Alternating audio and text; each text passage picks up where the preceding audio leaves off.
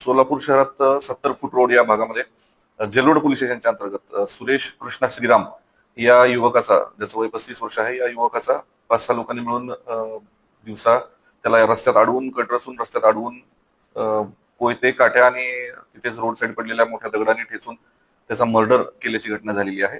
सदरील घटना झाल्यानंतर तत्काळ घटनास्थळी सर्व वरिष्ठ अधिकारी आणि तपासाची टीम्स तिथे पोहोचलेल्या होत्या. पोलीस स्टेशन जेल रोड यांच्या टीम आणि क्राईम ब्रांचच्या स्पेशल टीम आम्ही आरोपींसाठी रवाना केलेल्या होत्या.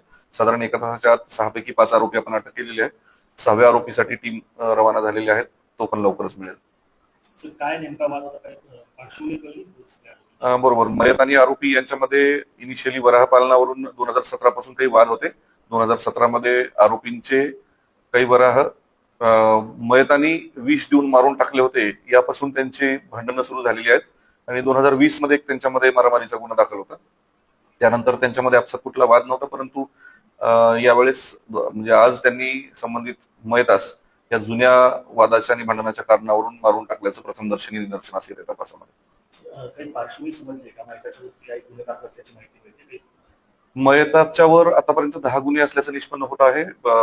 गर्दी, मारामारी, दरोडा, चोरी अशा स्वरूपाचे 353 अशा स्वरूपाचे गुन्हे त्याच्यावर दाखल असल्याची हिस्ट्री आहे.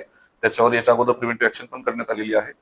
आणि आरोपींवर विशेष गुन्हे नाहीत, पण 2-4 म्हणजे दोन आरोपींवर 2-3 मारामारीचे आणि गर्दीचे गुन्हे दाखल करण्यात आलेले त्याच्या अगोदर 2015 पासून.